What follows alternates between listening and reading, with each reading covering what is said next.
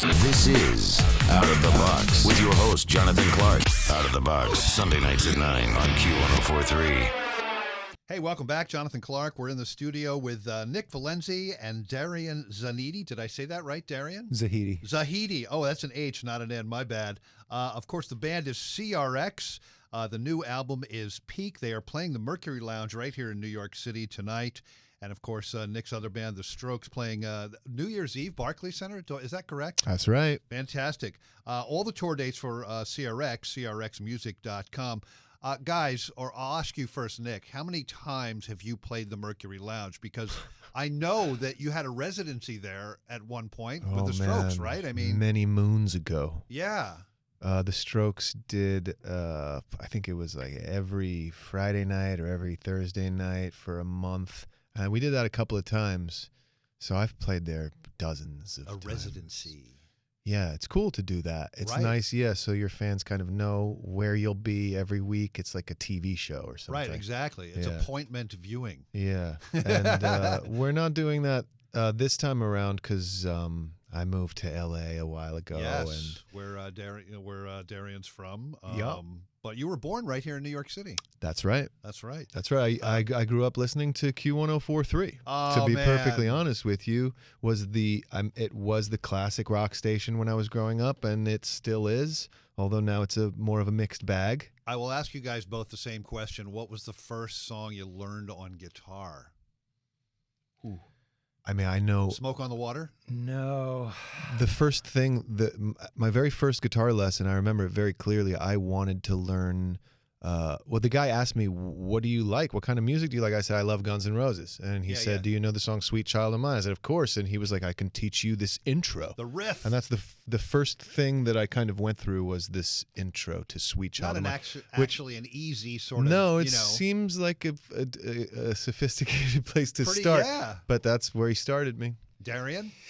Man, going back many, many years, but it might have been "Smells Like Teen Spirit." Okay. But I remember the first song I wanted to learn was "Brown Sugar." Oh, yeah. And the guitar teacher, I had just learned to play like open chords on the guitar, and he was like, "I can't. You don't want to learn that one right now. It's too." And I was like, "No, I want to learn.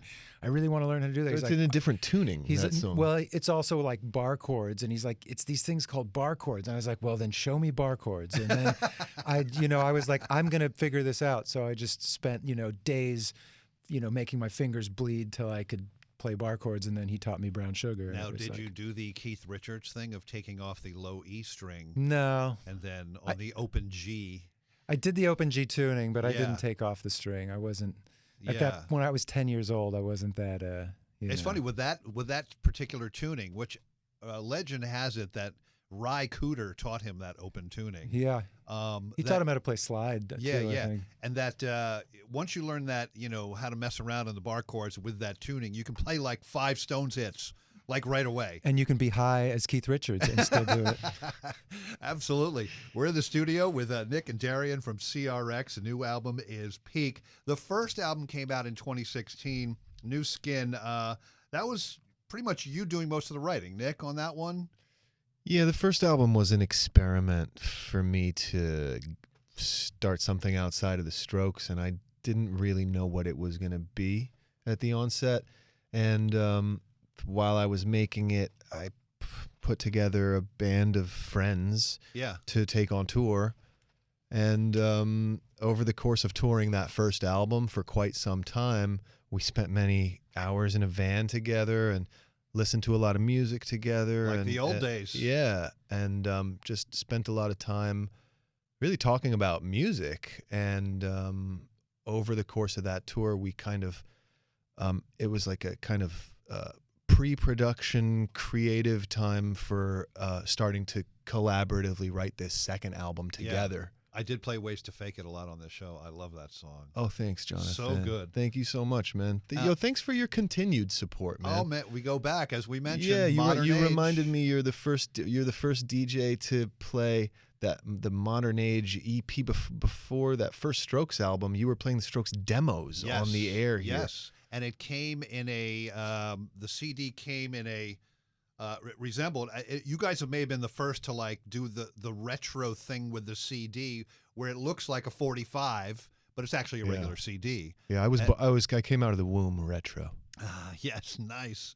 And that, of course, was Modern Age. The song I've been playing is Falling and also Get Close. Really good songs. I notice you guys really do have your own sound, but you are unafraid to proudly show your influences on this current new album. So talk about that, and because there's a lot of things that I hear, but I want to hear what you sort of hear with these new songs. Well, yeah, there was, when we were, like he's saying, we were on tour, we were listening to a lot of music, and we started talking about if we were going to make a second record, what we would want it to sound like and what we were really vibing on at the time. And it was a lot of David Bowie circa Scary Monsters, Iggy Pop circa The Idiot, Talking Heads circa Remain in Light, and Cars. Cars, I think, is just part of our blood. Yeah. Cars and Tom Petty, with the songwriting and the vibe. So I think that kind of comes through a little more subconsciously. Yeah. The other stuff we wanted to sort of, we gave ourselves those parameters to keep things consistent. You know what I mean? And then I think our sort of individual tastes and stuff that's sort of inherent kind of also shines through. Isn't Elliot Easton like the most underrated guitar player? So underrated. I mean, his riffs are so like perfect. I think we're both very influenced by him. Yeah. I used to have this VHS of the Cars live at Music Lot in 1979, and I would rewind it and rewind it and rewind it and learn his guitar solos from watching it until the tape and the VCR both like, fell apart. I love that. Yeah, he's got the most memorable, melodic, short, succinct guitar solos that you can sing along to. That other people like the guy from Tom Petty's band, Mike Campbell. Mike Campbell was like that too. Yeah. Just short and sweet. You make a really good melodic statement, and then just get out. Yeah, it's almost like their solo is like 8 bars, and then it's like back to the bridge or the chord or whatever it is. But it's almost Beatlesque in that sense. Like it's kind of the George Harrison solos are, famously very short and tight and melodic. You can sing along to them. Most importantly, yeah, it's just like that's what I look for in a instrumental section to a song, whether it's a guitar solo or a synth solo or just a little interlude. Yeah. I like melody. You've made a couple videos for this new album, for Get Close. Now, did you set out wanting to make a vampire movie video in New Orleans? It's a funny story, actually. Tell it. We went out to there's a long story. I'll make it quick. We went out to eat at this place called Cole's in downtown Los Angeles, which is like an old school LA restaurant. And we went to talk about videos with this video director, and we were sort of riffing on ideas. But basically what happened is I ate a lot of spicy mustard and pickles, and I couldn't sleep that night. And I was like lying in bed with acid reflux, and I just envisioned this entire video with a female vampire, femme fatale, who goes around killing guys. And I just sort of saw the whole thing in my head. And now, did you have Lemmy from Motorhead in your mind as well, sitting at the bar, or no? Well, no. What happened is I wrote the treatment and I sent it to Kansas Bowling, who directed our videos, because she's super into like horror B movies from like the 60s and 70s. So like she'll be perfect to make this. She took it to New Orleans. She found the cast. And, we added our friend Christina Masterson, who is the main vampire. Yeah. We sent her down there with her, and we just let her sort of do her thing. And she found that guy. She found the bartender, who was a horror movie actress in the 70s, 80s. Yeah, Loretta something. Goretta. Yeah. And so she found. I mean, she's like a master, Kansas, at finding cool people and outfits and locations, and we just let her sort of run wild. She shoots everything on film on an old camera from the 70s that she takes on the plane. That's like her carry-on the plane is this big, huge, heavy film camera from the 70s. Oh my God! And wow. she's made our videos on that camera. Yeah, because it has that quality. I wouldn't say grainy necessarily, but it has that sort of. It's film. It's film. Yeah. And also animals in your videos. There are kittens and a goat. Yeah, I believe. Pomeranian. A cute little Pomeranian. Yeah. Yes. Very nice. Go ahead. We're animal lovers. Yeah, And so is Kansas, the director. Story Yeah. about that goat. or lamb or whatever it was. I think it was a goat. Yeah. She actually rescued that from a slaughterhouse. Oh. She went and bought it from the slaughterhouse from them for like $100 or whatever. It took part of the video budget. And then after the video, she gave it to this place that like takes in sheltered animals and puts them to pasture. And We love that. so she basically rescued this goat from the slaughterhouse. And the goat is now a star. The goat is now a star, and it's alive, and it's happy. Yeah. Nick, I have to ask you, when you first started in the Strokes, life on the road, I think was a little different than it is now. You have a family. Do you bring them on the road with you for Strokes shows or CRX shows, or sometimes when it's convenient? Yeah, or? when it's convenient, and for one-off things sometimes. Yeah.